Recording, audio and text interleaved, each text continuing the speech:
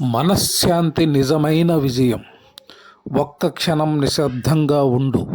లోతుగా ఊపిరి పీల్చుకొని నెమ్మదిగా ప్రారంభించండి.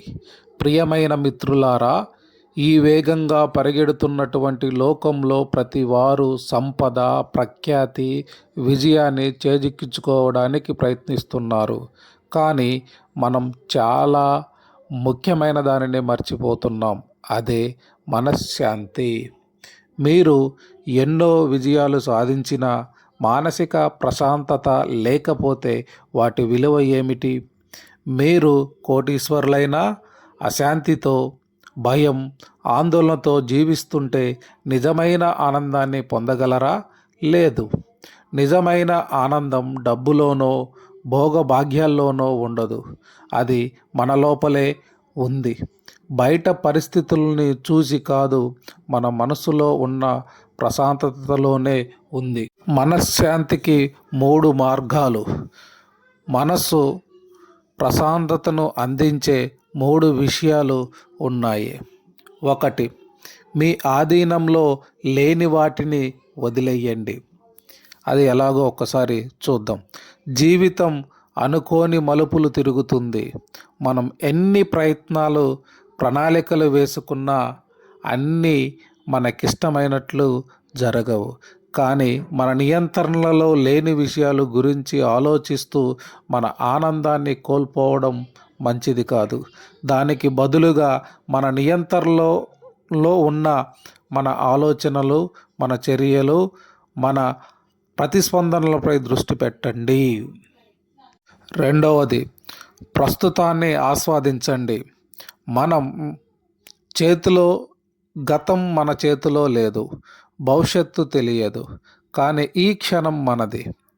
మన గత తప్పిదాలను గురించో, రాబోయే భయాలను గురించో ఆలోచిస్తూ జీవితాన్ని వృధా చేసుకోవద్దు. ఒక లోతైన ఊపిరి పీల్చుకోండి. ఈ క్షణాన్ని ఆస్వాదించండి. జీవితంలోని చిన్న చిన్న ఆనందాలను గుర్తించుకోండి. 3. కృతజ్ఞతలతో ఉండటం. మనకు లేని వాటిని వేటాడుతూ, మనకు ఉన్న వాటిని మరిచిపోతూ ఉంటాం. కానీ కృతజ్ఞత మన మానసిక ప్రశాంతతకు గొప్ప మార్గం. మన జీవితంలో ఉన్న మంచి విషయాలపై దృష్టి పెట్టినప్పుడు మన మనస్సు హాయిగా ఉంటుంది. పోతే సవాళ్ళు ఎదురైనప్పుడు మన మనశ్శాంతిని ఎలా కాపాడుకోవాలి? మనశ్శాంతి అంటే సమస్యలు లేవని కాదు. ఏ సమస్య వచ్చినా మనం ధైర్యంగా తట్టుకొని ముందుకు సాగే ధైర్యం కలిగి ఉండటం. జీవితంలో ఎన్నో అవరోధాలు వస్తాయి. అందరూ విమర్శిస్తారు. కొన్ని పరిస్థితులు మనకు అనుకూలంగా ఉండవు. కానీ మన ప్రతిస్పందన మన చేతిలో ఉంటుంది. మన మనశ్శాంతి ప్రశాంతంగా ఉంటే ఎలాంటి తుఫాను మన మనస్సును దెబ్బతీయను లేదు. అందుకే ఈ రోజు నుండి ప్రశాంతతను ఎంచుకోండి. ఒక లోతైన ఊపిరి పీల్చుకోండి. మీ ఆందోళనలను విడిచిపెట్టండి. జీవితం అందమైనది. మనశ్శాంతి అనేది ఒక నిజమైన సంపద.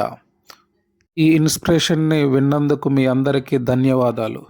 వీడియో నచ్చినట్లయితే లైక్ కొట్టండి, లేదా ఏదైనా కామెంట్ ఉంటే కామెంట్ పెట్టండి. ఈ ఛానల్ని మాత్రం సబ్స్క్రైబ్ చేయడం మాత్రం మర్చిపోకండి. Thank you one and all.